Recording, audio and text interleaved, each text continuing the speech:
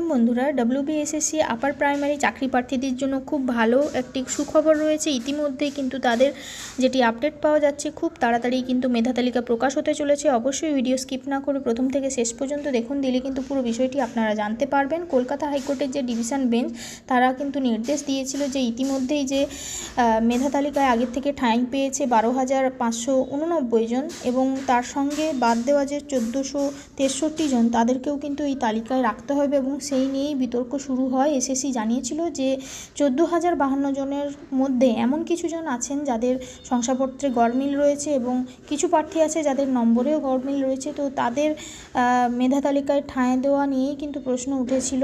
এরপরে কিন্তু মামলা যে তালিকা, মামলার ফলে যে মেধা তালিকা সেটা কিন্তু প্রকাশ করার পরেও আবারও কিন্তু মামলা হতে পারে বলে এমনটাই আশঙ্কা করেছিল এসএসসি।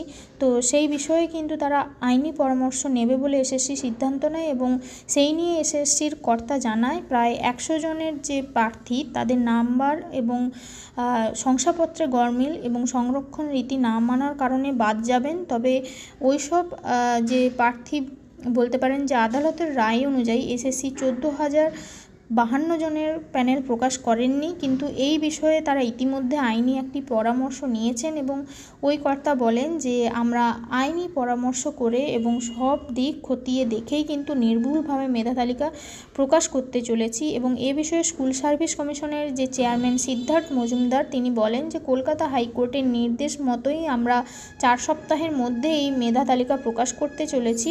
এবং এই বিষয়ে কিন্তু যেটা জানা যাচ্ছে যে গতকাল কিন্তু উচ্চ প্রাথমিকের যে চেয়ারম্যান অর্থাৎ এসএসসির যে চেয়ারম্যান তিনি জানিয়েছেন নোটিশ দিয়ে যে আজ অর্থাৎ 25শে সেপ্টেম্বর কিন্তু উচ্চ প্রাথমিকের মেধা তালিকা প্রকাশ হবে এবং অবশেষে কিন্তু বহু চাকরি প্রার্থী তাদের ভাগ্য খুলতে চলেছে এবং যাদের এই লিস্টে নাম আসবে অবশ্যই তাদেরকে আগাম শুভেচ্ছা এবং কমেন্টের মাধ্যমে অবশ্যই জানিও কাদের কাদের নাম এসছে। খুব তাড়াতাড়ি এই তালিকা আমরা কিন্তু সবাই দেখতে পাবো। তো এটাই ছিল আজকের একটি খুব গুরুত্বপূর্ণ এবং খুব ভালো একটি আপডেট।